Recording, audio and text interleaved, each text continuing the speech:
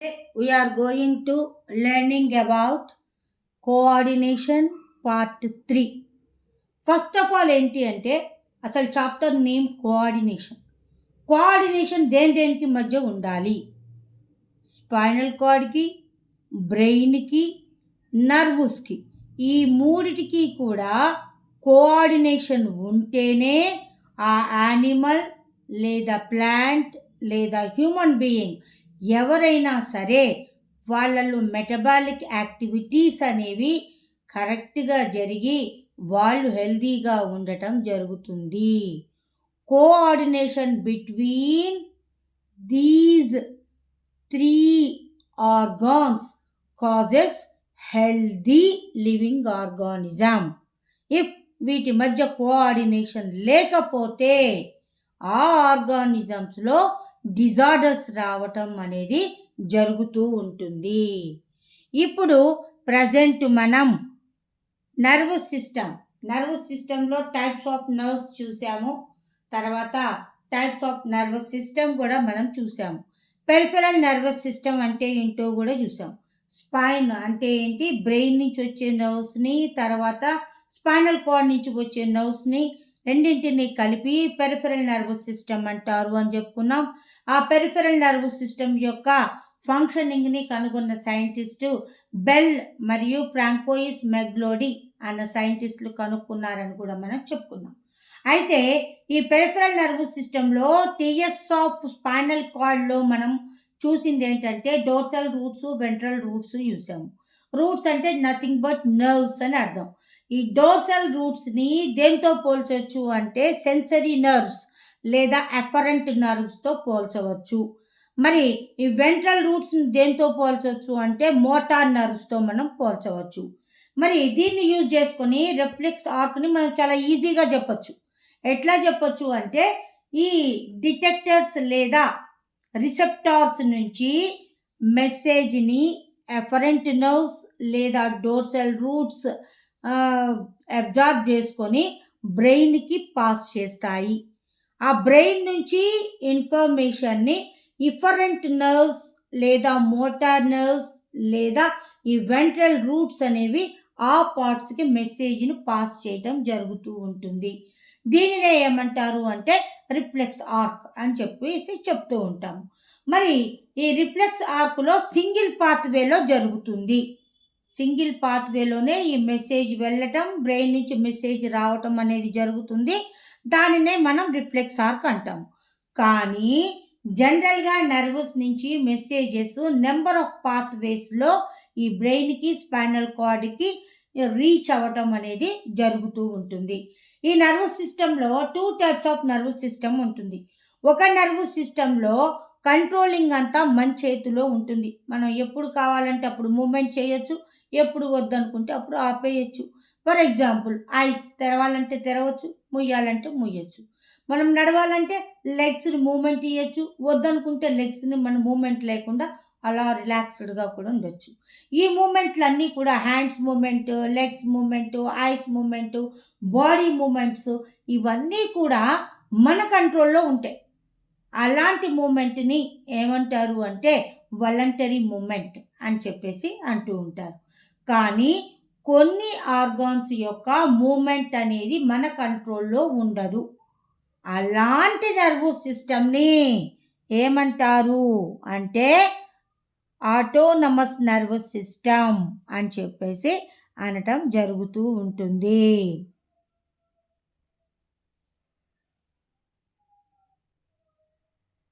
అలాంటి నర్వస్ సిస్టమ్నే ఏమంటాము autonomous nervous system అని చెప్పేసి అనటం జరుగుతూ ఉంటుంది. ఈ ఆటోనమస్ నర్వస్ సిస్టమ్ అనేది అగైన్ 2 టైప్స్గా ఉంటుంది. ఒకటి సింపథెటిక్ నర్వస్ సిస్టమ్, ఇంకోటి పారాసింపథెటిక్ నర్వస్ సిస్టమ్ అని చెప్పేసి 2 టైప్స్గా ఈ ఆటోనమస్ నర్వస్ సిస్టమ్ని డివైడ్ చేయడం జరుగుతుంది. మరి ఇక్కడ ఒక పదం ఉంది చూడండి, గ్యాంగ్లియా. గ్యాంగ్లియా అంటే క్లస్టర్ ఆఫ్ నర్వ్ సెల్స్ లేదా గ్రూప్ ఆఫ్ నర్వ్ సెల్స్నే ఏమంటారు అంటే గ్యాంగ్లియా అని చెప్పేసి అంటూ ఉంటారు. ఇక్కడ ఈ సింపథెటిక్ పారాసింపథెటిక్ నర్వస్ సిస్టంలో ఏవి ఎక్కువగా ప్రజెంట్ అయి ఉంటాయి అంటే ఈ గ్యాంగ్లియాస్ అనేవి ఇక్కడ ఎక్కువగా ప్రజెంట్ అయి ఉంటాయి. మరి ఈ గ్యాంగ్లియాని ఫామ్ చేసే నర్వస్ సిస్టమ్నేమో సింపథెటిక్ నర్వస్ సిస్టమ్ అని చెప్పేసి అంటూ ఉంటారు. గ్యాంగ్లియా నుంచి నర్వ్స్ బయటకు వచ్చే సిస్టమ్ని ఏమంటారు అంటే పారాసింపథెటిక్ నర్వస్ సిస్టమ్ అంటారు. ఈ రెండిటికి మెయిన్ డిఫరెన్స్ ఇది. గ్యాంగ్లియా అంటే క్లస్టర్ ఆఫ్ నర్వ్ సెల్స్ లేదా గ్రూప్ ఆఫ్ నర్వ్ సెల్స్నే గ్యాంగ్లియా అంటారు. ఈ గ్యాంగ్లియాని ఫామ్ చేసే నర్వస్ సిస్టమ్ని సింపథెటిక్ నర్వస్ సిస్టమ్ అంటారు. గ్యాంగ్లియా నుంచి నర్వ్స్ని బయటకు వస్తాయి, ఆ సిస్టమ్ని ఏమంటారు అంటే పారాసింపథెటిక్ నర్వస్ సిస్టమ్ అంటారు. ఈ రెండు నర్వస్ సిస్టమ్లు కూడా ఒకదానికొకటి ఆపోజిట్ వేలో పనిచేస్తూ ఉంటాయి. అందుకే మనం చెప్పాం నెంబర్ ఆఫ్ పాత్వేస్ ఉంటాయి అని. ఇదొక పాత్వేలో పనిచేస్తుంది, అదొక పాత్వేలో పనిచేస్తూ ఉంటుంది. సో ఈ రెండు కూడా ఆపోజిట్ పాత్వేలలో వర్క్ చేయటం అనేది జరుగుతూ ఉంటుంది. మరి ఈ గ్యాంగ్లియాని ఈ సింపథెటిక్ నర్వస్ సిస్టమ్ ఎలా ఫామ్ చేస్తుంది అంటే వర్టిబ్రల్ కాలం, తర్వాత అసోసియేటెడ్ నర్వ్స్. వర్టిబ్రల్ కాలం మరియు అసోసియేటెడ్ నర్వ్స్ ఈ రెండు కలిసి ఈ సింపథెటిక్ నర్వస్ సిస్టమ్ని ఫామ్ చేయటం జరుగుతూ ఉంటుంది. మరి పారాసింథటిక్ నర్వస్ సిస్టమ్ నుంచి ఏమేమి వస్తాయి అంటే గ్యాంగ్లియా. ఈ గ్యాంగ్లియా నుంచి ఏమేమి వస్తాయి? Brain nerves, spinal nerves. ఈ రెండు నర్వ్స్ వీటి నుండి బయటికి రావటం జరుగుతూ ఉంటుంది. బ్రెయిన్ నర్వ్స్ అంటే ఏంటి? స్పైనల్ నర్వ్స్, తర్వాత క్రేనియల్ నర్వ్స్. ఈ రెండు నర్వ్స్ కూడా ఈ పారాసింపథెటిక్ నర్వస్ సిస్టమ్ నుండి బయటికి రావటం జరుగుతూ ఉంటుంది. ఈ రెండింటి ఫంక్షను ఒకదానికొకటి ఆపోజిట్ వేలో పనిచేయటం జరుగుతూ ఉంటుంది. మరి ఆపోజిట్ వేలో అవి ఎలా పనిచేస్తాయి అన్న దాని గురించి మనం ఒక్కసారి గమనిద్దాం.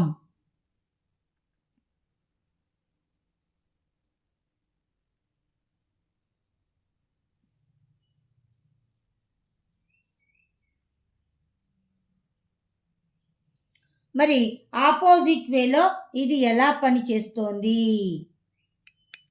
అన్నది ఇప్పుడు మనం చూద్దాం. ఇది చూడండి, ఇది సింపథెటిక్ పారాసింపథెటిక్ నర్వస్ సిస్టమ్. ఇది సింపథెటిక్ నర్వస్ సిస్టమ్, ఇది పారాసింపథెటిక్ నర్వస్ సిస్టమ్. ఈ సింథటిక్ నర్వస్ సిస్టంలో చూడండి, ప్యూపిల్ యొక్క సైజును తగ్గిస్తుంది. ప్యూపిల్ అంటే లోపల ఉన్న ఐబాల్, దాని యొక్క సైజును తగ్గిస్తుంది ఈ సింపథెటిక్. ఇదేం చేస్తుంది? ఆపోజిట్లో ఆ ప్యూపిల్ యొక్క సైజుని పెంచటానికి ఉపయోగపడుతుంది. అంటే మన కంటి మీద సడన్గా ఏదైనా లైట్ పెడితే మనం ఇమ్మీడియట్గా కళ్ళుని చిన్నవి చేస్తాము, అది సింపథెటిక్ చేస్తుంది. ఇంకొకసారి చిన్న వస్తువులు ఏమన్నా కనబడకపోతే మనం కళ్ళు పెద్ద సైజ్ చేసి చూడటం జరుగుతుంది. దాన్ని పారాసింపథెటిక్ నర్వస్ సిస్టమ్ చేస్తుంది. ఇక నెక్స్ట్ వన్ ఏంటి అంటే ఇన్హిబిట్ సలైవేషన్, అంటే మన నోటి నుంచి ఉమ్ము రావటాన్ని తగ్గిస్తుంది. ఇదేం చేస్తుంది? ఇంక్రీజ్ చేస్తుంది. తర్వాత ఈ బ్రాంకై అంటే ఏంటి? ఈ బ్రాంకస్ యొక్క సైజు పెరగటం తగ్గటం అన్న రిలాక్స్డ్ స్టేజ్లో ఉండటానికేమో సింపథెటిక్ ఉపయోగపడుతుంది. దానినేమో కన్స్ట్రిక్ట్ బ్రాంకై అంటే ఏంటి? దాన్ని దగ్గరికి చేయటానికి, కాంట్రాక్షన్ చేయటానికేమో పారాసింపథెటిక్ ఉపయోగపడుతుంది. ఇంకా ఏంటి? హార్ట్ బీట్ని ఇది పెంచడానికి ఉపయోగపడుతుంది, హార్ట్ బీట్ని తగ్గించడానికి అది ఉపయోగపడుతుంది. బ్లడ్ ప్రెషర్ని ఇంక్రీజ్ చేయడానికి ఇది ఉపయోగపడుతుంది, బ్లడ్ ప్రెషర్ని తగ్గించడానికి అది ఉపయోగపడుతుంది. ఇది డైజెస్టివ్ జ్యూసెస్ యొక్క సెక్రెషన్ని తగ్గించడానికి ఉపయోగపడితే ఇది పెంచడానికి ఉపయోగపడుతుంది. ఇది యూరినరీ బ్లాడర్ని రిలాక్సేషన్ స్టేజ్లో ఉంచుతుంది. ఇదేమో కాంట్రాక్ట్ అయ్యేటట్టుగా ఈ యూరినరీ బ్లాడర్ని ఉంచడానికి ఉపయోగపడుతుంది. ఇట్లా ఆపోజిట్ వేలో సింపథెటిక్ పారాసింపథెటిక్ నర్వస్ సిస్టమ్ పనిచేయటం జరుగుతుంది. ఇంకా ఇది inhibit activation of sex structures, అంటే ఈ సెక్సువల్కి సంబంధించిన స్ట్రక్చర్స్ యొక్క యాక్టివిటీస్ని తగ్గించడానికి ఉపయోగపడితే ఇదేంటిది పెంచటానికి ఉపయోగపడుతుంది. ఇట్లా ఈ సింపథెటిక్ పారాసింపథెటిక్ నర్వస్ సిస్టమ్ అనేది పనిచేయడం జరుగుతూ ఉంటుంది. ఇప్పుడు మనం ఇక బ్రెయిన్ యొక్క స్ట్రక్చర్ని అబ్జర్వ్ చేద్దాం. మరి బ్రెయిన్ యొక్క స్ట్రక్చర్ ఎలా ఉంటుంది అన్నది ఒక్కసారి మనం చూద్దాం.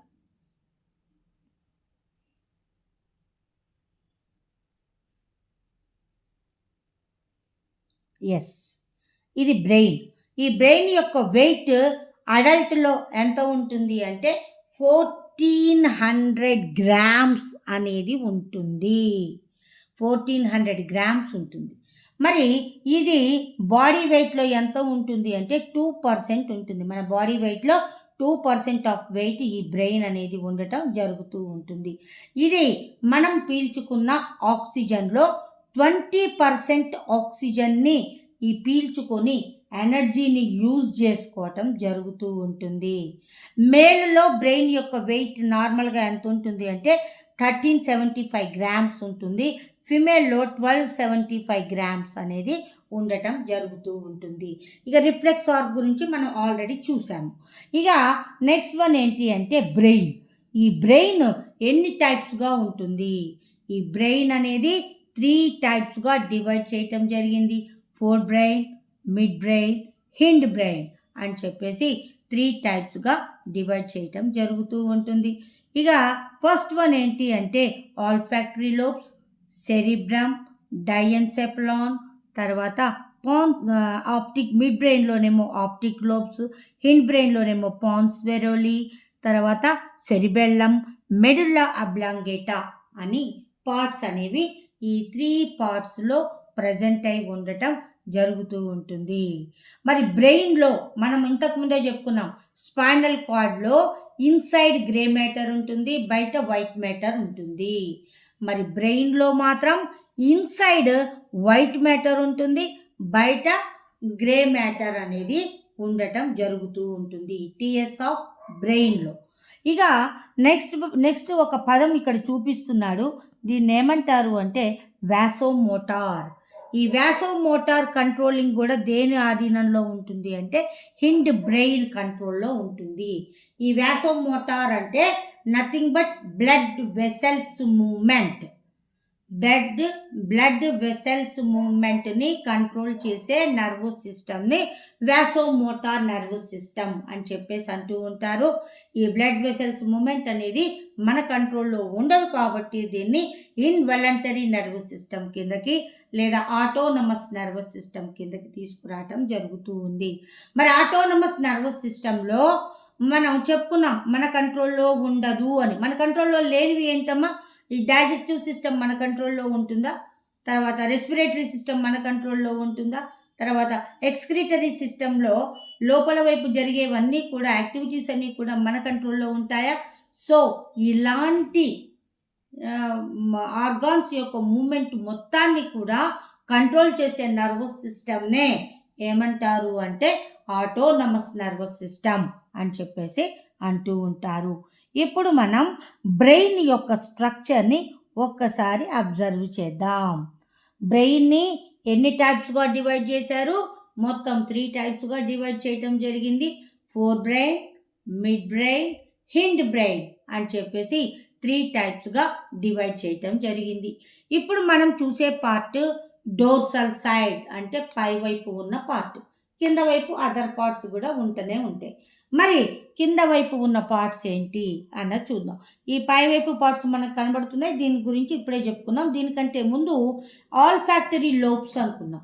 ఆల్ఫాక్టరీ లోబ్స్ అనేవి దేనికి ఉపయోగపడతాయి అంటే స్మెల్ చూడటానికి, టేస్ట్ చూడటానికి ఉపయోగపడే లోబ్స్ని ఏమంటారు అంటే ఆల్ఫాక్టరీ లోబ్స్ అని చెప్పేసి అంటూ ఉంటారు. ఇది ఫోర్ బ్రెయిన్లో వెంట్రల్ సైడ్ ప్రెజెంట్ అయి ఉంటాయి, అందువల్ల మనకి డయాగ్రామ్లో కనబడటం లేదు. ఇక ఫోర్ బ్రెయిన్లో మెయిన్ బిగ్ పార్ట్ ఏంటి అంటే సెరిబ్రమ్. ఫోర్ బ్రెయిన్లో ఉండే లార్జెస్ట్ పార్ట్ని ఏమంటారు అంటే సెరిబ్రమ్ అని చెప్పేసి అంటూ ఉంటారు. మరి ఈ సెరిబ్రమ్ అనేది చూడండి ఎలా ఉంది, ఆ నంబర్ ఆఫ్ ఫోల్డింగ్స్ అనేవి మనకి కనబడుతూ ఉన్నాయి. ఈ ఫోల్డింగ్లో కొన్నేమో లోపలికి ఉన్నాయి, కొన్నేమో ఉబ్బెత్తుగా ఉన్నాయి. ఉబ్బెత్తుగా ఉన్న దాన్నేమో ఎలివేషన్స్ అంటారు, లోపలికి నొక్కుకుపోయిన దాన్నేమో డిప్రెషన్స్ అని చెప్పేసి అంటూ ఉంటారు. ఈ సెరిబ్రంలో కనబడే ఎలివేషన్స్ని ఏమంటారు అంటే గైరీ అని చెప్పేసి అంటూ ఉంటారు. మరి దీంట్లో ఉన్న డిప్రెషన్స్ని ఏమంటారు అంటే సల్సై అని చెప్పేసి అంటూ ఉంటారు. మరి ఈ సెరిబ్రం అనేది మెయిన్గా 2 ఫోల్డింగ్స్గా కనబడుతుంది. ఈ 2 పార్ట్స్ని ఏమంటారు, 2 హాఫ్స్ని ఏమంటారు అంటే హెమిస్పియర్స్ అని చెప్పేసి అంటూ ఉంటారు. ఇక్కడ 2 సెరిబ్రల్ హెమిస్పియర్స్ అనేవి మనకు కనబడుతూ ఉంటాయి. ఈ సెరిబ్రల్ హెమిస్పియర్స్ మళ్ళీ ఫ్రాంటల్ లోబ్స్ అని, సెంట్రల్ లోబ్ అని, ఆక్సిపిటల్ లోబ్ అని, పెరైటల్ లోబ్ అని, మళ్ళీ ఈ హెమిస్పియర్స్ని 4 లోబ్స్గా డివైడ్ చేయటం జరుగుతూ ఉంటుంది. కాకపోతే ఈ లోబ్స్ గురించి మీకు హయ్యర్ క్లాసెస్లో చెప్పడం జరుగుతూ ఉంది. ఎనీవే మీరు రాస్తే ఇది స్పెషల్ పాయింట్గా మీకు ఎక్స్ట్రా మార్కులు వచ్చే అవకాశం కూడా ఉంది. ఈ గైరీ సల్సై ప్రజెంట్ అయి ఉంటాయి, సెరిబ్రల్ హెమిస్పియర్స్గా ఉంటాయి. ఈ రెండు సెరిబ్రల్ హెమిస్పియర్స్ని ఈ రెండు సెరిబ్రల్ హెమిస్పియర్స్ని కలిపి ఉంచే ఈ పార్ట్ని ఏమంటారు అంటే కార్పస్ క్యాలోజమ్ అని చెప్పేసి అంటూ ఉంటారు. ఇదేన్ని ఈ 2 సెరిబ్రల్ హెమిస్పియర్స్ని కలిపి ఉంచే కనెక్షన్నే కార్పస్ క్యాలోజమ్ అని చెప్పేసి అంటూ ఉంటారు. ఇది 4 బ్రెయిన్ గురించి. ఇక నెక్స్ట్ వన్ ఏంటి అంటే మిడ్ బ్రెయిన్. మరి మిడ్ బ్రెయిన్లో ఏం ఉన్నాయి అంటే విజన్కి సంబంధించిన లోబ్స్ అనేవి ఇక్కడ ప్రజెంట్ అయి ఉంటాయి. ఈ విజన్కి సంబంధించిన లోబ్స్ని ఏమంటారు అంటే ఆప్టికల్ లోబ్స్ అని చెప్పేసి అంటూ ఉంటారు. ఈ ఆప్టికల్ లోబ్స్ అనేవి వెంట్రల్ సైడ్, మిడ్ బ్రెయిన్లో వెంట్రల్ సైడ్ ప్రజెంట్ అయి ఉంటాయి. సో ఇది డోర్సల్ సైడ్, వెంట్రల్ సైడ్ కాదు, కాబట్టి వెంట్రల్ సైడ్ ఉన్న పార్ట్ మనకు కనబడట్లేదు. సో మిడ్ బ్రెయిన్లో వెంట్రల్ సైడ్లో ఆప్టికల్ లోబ్స్ ఉంటాయి. ఇవి దేనికి ఉపయోగపడతాయి అంటే విజన్కి ఉపయోగపడటం జరుగుతూ ఉంటుంది. ఇక నెక్స్ట్ వన్ ఏంటి అంటే హిండ్ బ్రెయిన్. ఈ హిండ్ బ్రెయిన్లో కార్పస్ క్యాలోజమ్కి క్రింది వైపున ఉన్న ర్యాంబాయిడ్ షేప్లో, మ్యాథ్స్లో మీకు ట్రయాంగిల్స్, స్క్వాడ్స్ అట్లా ఉంటాయి కదమ్మా, దాంట్లో ర్యాంబాయిడ్ షేప్ కూడా ఉంటుంది. అలా ర్యాంబాయిడ్ షేప్లో ఉన్న ఈ స్ట్రక్చర్ని ఏమంటారు అంటే డైఎన్సెఫలాన్ అని చెప్పేసి పిలవటం జరుగుతూ ఉంటుంది. హిండ్ బ్రెయిన్లో కార్పస్ క్యాలోజమ్కి క్రింది వైపున ఉన్న ర్యాంబాయిడ్ షేప్ స్ట్రక్చర్ని ఏమంటారు డైఎన్సెఫలాన్ అని చెప్పేసి అంటూ ఉంటారు. ఈ డైఎన్సెఫలాన్ పైన ఈ 2 పార్ట్స్గా డివైడ్ అవ్వటం జరుగుతూ ఉంటుంది. దానిని ఏమంటారు అంటే థెలామస్, హైపోథెలామస్ అని చెప్పేసి అంటూ ఉంటారు. ఈ కార్పస్ క్యాలోజమ్కి పైన ఏది మన డైఎన్సెఫలాన్కి పైన ఉన్న పార్ట్నేమో థెలామస్ అంటారు, ఈ కింద ఉన్న పార్ట్నేమో హైపోథెలామస్ అని చెప్పేసి అంటూ ఉంటారు.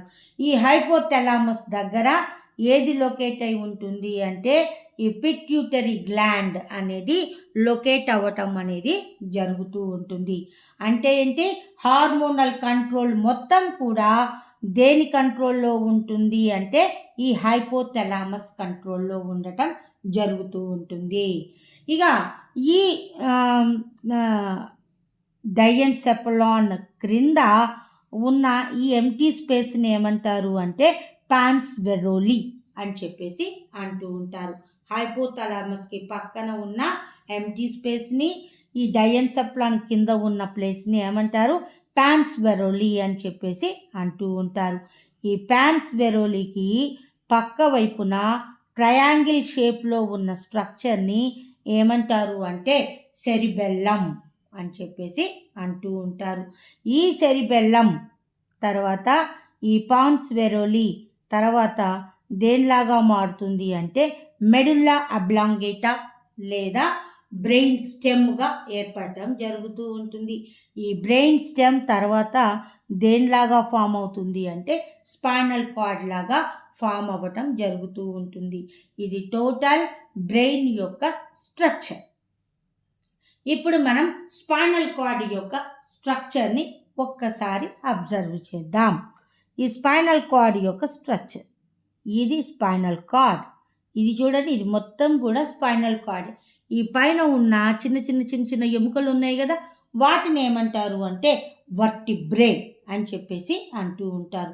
ఈ చిన్న ఎముకలు స్పైనల్ కార్డ్ మీద ఎన్ని ఉంటాయి అంటే 33 వర్టిబ్రే అనేవి ఈ స్పైనల్ కార్డ్లో ప్రజెంట్ అయి ఉండటం జరుగుతూ ఉంటుంది. ఈ స్పైనల్ కార్డ్ లోపలి వైపు ఒక ఎంటీ స్పేస్ ఉంటుంది. దానిని ఏమంటారు అంటే న్యూరల్ కెనాల్ అని చెప్పేసి అంటూ ఉంటారు. ఈ న్యూరల్ కెనాల్ లోపల ఈ స్పైన్ లేదా వెన్నుపాము అనేది ప్రజెంట్ అయి ఉండటం అనేది జరుగుతూ ఉంటుంది. మరి మనం నర్వ్స్ మన బ్రెయిన్ నుంచి వస్తాయి, తర్వాత స్పైనల్ కార్డ్ నుంచి కూడా నర్వ్స్ వస్తాయి అని చెప్పుకున్నాం కదా. మరి ఎన్నెన్ని నర్వ్స్ వస్తాయి అంటే బ్రెయిన్ నుంచి 12 pairs ఆఫ్ నర్వ్స్ అనేవి ఎగ్జిట్ అవ్వటం జరుగుతూ ఉంటుంది, ఎరైజ్ అవ్వటం జరుగుతూ ఉంటుంది. వాటిని ఏమంటారు అంటే స్పైనల్ నర్వ్స్ అని చెప్పేసి అంటూ ఉంటారు. మరి స్పైనల్ కార్డ్ నుంచి ఎన్ని నర్వ్స్ వస్తాయి అంటే 31 pairs ఆఫ్ స్పైనల్ నర్వ్స్ అనేవి అరైజ్ అవ్వటం జరుగుతూ ఉంటుంది. ఈ 31 pairs, 12 pairs ఇవన్నీ కలిసి పెరిఫెరల్ నర్వ్ సిస్టమ్గా ఏర్పడటం అనేది జరుగుతూ ఉంటుంది. దీనికంటే ముందు అసలు ఈ బ్రెయిన్ ఎక్కడ ఉంటుంది,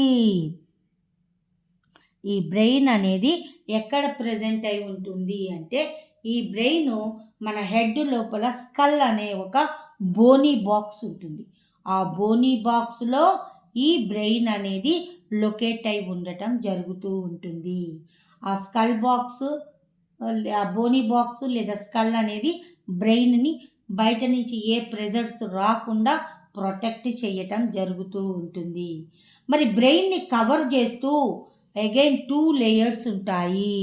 ఈ 2 పైన చూడండి, ఈ బ్లాక్ కలర్లో పైన ఉంది చూసారా, ఇట్లా 2 లేయర్స్ అనేవి ప్రజెంట్ అయి ఉంటాయి. ఆ 2 లేయర్స్ని ఏమంటారు అంటే మెనింజస్ అని చెప్పేసి అంటూ ఉంటారు. ఆ మెనింజస్ మధ్యలో ఒక ఫ్లూయిడ్ ప్రజెంట్ అయి ఉంటుంది. దానిని సెరిబ్రోస్పైనల్ ఫ్లూయిడ్ అని చెప్పేసి అంటూ ఉంటారు. ఈ సెరిబ్రోస్పైనల్ ఫ్లూయిడ్, మెనింజస్, తర్వాత స్కల్, ఈ 3 కూడా బ్రెయిన్కి ఎలాంటి ప్రెజర్ పడకుండా, ఎలాంటి డ్యామేజ్ జరగకుండా వాటిని ప్రొటెక్ట్ చేయటం జరుగుతూ ఉంటుంది. ఇది బ్రెయిన్ యొక్క స్ట్రక్చర్ గురించి. ఇక నెక్స్ట్ వన్ చూద్దాం మనం.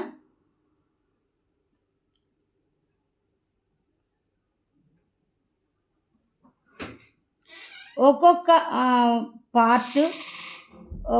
పార్ట్ దేన్ని కంట్రోల్ చేస్తుంది అన్న దాని గురించి మనం చూద్దాం. Four brain, mid brain, four brain, mid brain, Hind brain, ఈ 3 బ్రెయిన్లు ఉన్నాయి కదా. ఇవి ఒక్కొక్కటి దేన్ని కంట్రోల్ చేస్తుంది అన్న దాని గురించి చూద్దాం. ఫోర్ బ్రెయిన్ మనం ఆల్రెడీ చెప్పుకున్నాం.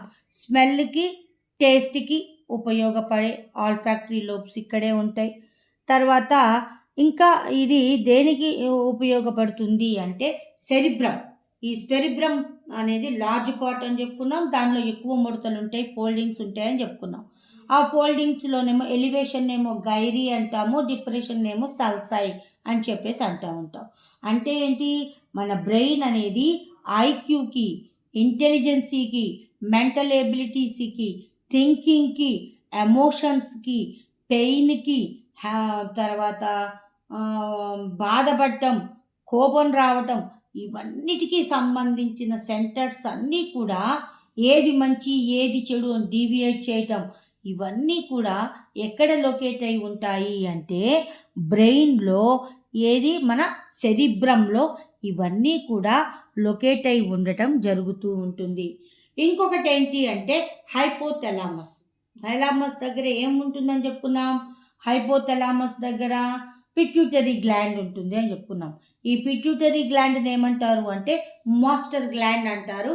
ఇది ఏం చెప్తే ఆ మిగిలిన గ్లాండ్స్ అన్ని అలా వర్క్ చేయటం జరుగుతూ ఉంటుంది. అందువల్ల దీన్ని మాస్టర్ గ్లాండ్ అని కూడా అంటారు. హార్మోనల్ కంట్రోలింగ్ మొత్తం కూడా ఎక్కడ ఉంటుంది అంటే మన ఫోర్ బ్రెయిన్లోనే సెంటర్లోనే కంట్రోల్లో ఉండటం అనేది జరుగుతూ ఉంటుంది. ఇక నెక్స్ట్ వన్ ఏంటి అంటే మిడ్ బ్రెయిన్. మిడ్ బ్రెయిన్ దేనికి ఉపయోగపడుతుంది అంటే హియరింగ్కి, తర్వాత సైట్కి, కంటి చూపుకి, చెవులు వినబడటానికి సంబంధించిన సెంటర్స్ రెండూ కూడా ఎక్కడ లొకేట్ అయి ఉంటాయి అంటే మిడ్ బ్రెయిన్లో లొకేట్ అయి ఉంటాయి.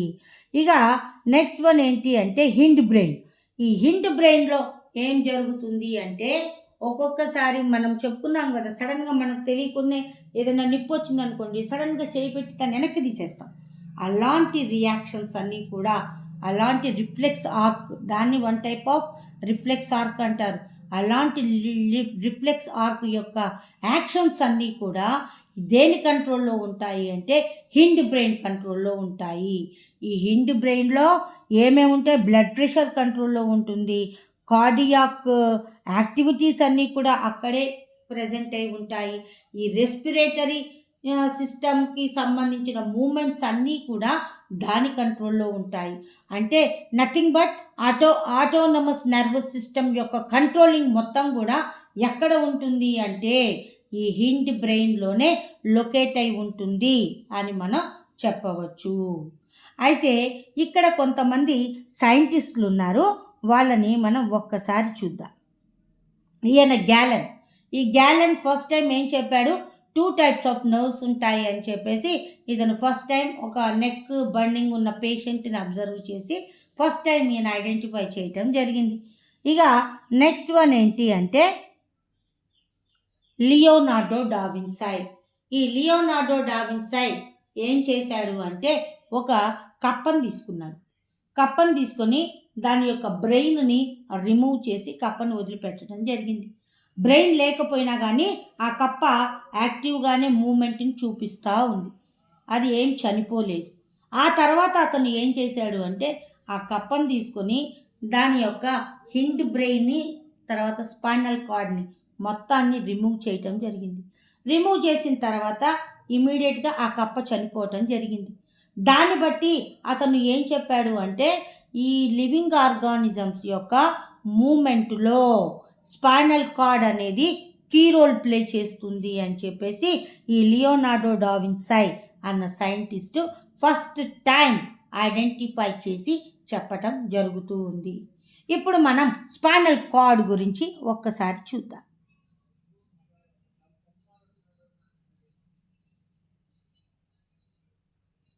ఈ స్పైనల్ కార్డ్ మెడుల్లా అబ్లాంగేటా, దీనినే బ్రెయిన్ స్టెమ్ అని కూడా అంటారు. ఈ బ్రెయిన్ స్టెమ్ తర్వాత ఎలా మారింది? ఈ స్పైనల్ కార్డ్గా మారటం జరుగుతూ ఉంది. మరి బ్రెయిన్ యొక్క టీఎస్లో మనం ఏం చూసాము? లోపలి వైపు వైట్ మ్యాటర్ ఉంటుంది, బయట గ్రే మ్యాటర్ అనేది ఉంటుంది. కానీ ఈ స్పైనల్ కార్డ్లో మాత్రం సెంట్రల్లో అంటే లోపలి వైపు గ్రే మ్యాటర్ ఉంటుంది, అవుట్ సైడ్ వైట్ మ్యాటర్ అనేది ఉండటం జరుగుతూ ఉంటుంది. ఈ స్పైనల్ కార్డ్ యొక్క ఇంపార్టెన్స్ని చెప్పిన సైంటిస్ట్ ఎవరు? ఫ్రాగ్ మీద ఎక్స్పెరిమెంట్లు చేసి లియోనార్డో డావిన్సీ అన్న సైంటిస్టు, తర్వాత స్టీఫెన్ హెల్స్, వీరిద్దరూ కలిసి ఫ్రాగ్స్ మీద ఎక్స్పెరిమెంట్లు చేసి స్పైనల్ కార్డ్ యొక్క కీ రోల్ని వీళ్ళు రివీల్ చేయటం జరిగింది. ఇక నెక్స్ట్ వన్ ఏంటి అంటే న్యూరల్ కెనాల్. మనం చెప్పుకున్నాం స్పైనల్ కార్డ్ లోపల వైపు ఉన్న ఎంటీ స్పేస్ని ఏమంటాం మనం? న్యూరల్ కెనాల్ అని చెప్పేసి అంటాము. వర్టిబ్రేలు ఉంటాయి, 33 వర్టిబ్రేలు అనేవి ఇక్కడ ప్రజెంట్ అయి ఉంటాయి. క్రేనియల్ నర్వ్స్ ఎన్ని ఉంటాయి? 12 పెయిర్స్ ఉంటాయి. క్రేనియల్ నర్వ్స్ అంటే బ్రెయిన్ నుంచి వచ్చే నర్వ్స్, స్పైనల్ నర్వ్స్ అంటే స్పైనల్ కార్డ్ నుంచి వచ్చే నర్వ్స్ ఎన్ని ఉంటాయి? 31 పెయిర్స్ ఉంటాయని మనం చెప్పుకున్నాం. గ్యాంగ్లియాన్ అంటే చెప్పుకున్నాం, గ్యాంగ్లియాను తర్వాత సినాప్స్. ఈ రెండింటికి తేడా ఏంటి అంటే రెండు నర్వ్ సెల్ల మధ్య ఉండే గ్యాప్నే సినాప్స్ అంటాము. గ్యాంగ్లియాన్ అంటే ఏంటి? క్లస్టర్ ఆఫ్ నర్వ్ సెల్స్ లేదా గ్రూప్ ఆఫ్ నర్వ్ సెల్స్నే గ్యాంగ్లియాన్ అని చెప్పేసి అంటూ ఉంటాము. ఇది brain, spinal cord, nervous system గురించి. ఇక నెక్స్ట్ క్లాస్లో ప్లాంట్స్లో కోఆర్డినేషన్ ఎట్లా ఉంటుంది అన్న దాని గురించి చూద్దాం. కోఆర్డినేషన్ అంటే మన బాడీలో అన్ని పార్ట్స్ సక్రమంగా పనిచేయాలి అంటే వేటికి కోఆర్డినేషన్ ఉండాలి, ఏవి కలిసి పనిచేయాలి అంటే brain, spinal cord, nervous system ఈ మూడు కలిసి ఒకే మాట మీద పనిచేస్తేనే, కోఆర్డినేషన్ మంచిగా ఉంటేనే మనం కూడా హెల్దీగా యాక్టివ్గా ఉంటాము. వీటి మధ్య కోఆర్డినేషన్ లోపిస్తే రకరకాల డిజార్డర్స్ రావటం జరుగుతూ ఉంటుంది. అలాంటి డిజార్డర్లో మనం చెప్పుకోదగింది ఏంటి అంటే పార్కిన్సన్ అనే డిసీజ్ రావడానికి కారణం ఏంటి అంటే because of deficiency of coordination, fault of కోఆర్డినేషన్లో సరి అయిన లేకపోవటం వల్ల, బ్రెయిన్కి నర్వ్స్కి మధ్య కోఆర్డినేషన్ సరిగ్గా లేకపోవటం వల్ల అరైజ్ అయిన డిజార్డర్నే ఏమంటారు అంటే పార్కిన్సన్ అని చెప్పేసి అంటూ ఉంటారు. ఇలాంటి డిజార్డర్స్ చాలా అరైజ్ అవుతూనే ఉంటాయి. ఇక నెక్స్ట్ క్లాస్లో మనం ప్లాంట్స్లో కోఆర్డినేషన్ ఎట్లా ఉంటుంది అన్న దాని గురించి చూద్దాం.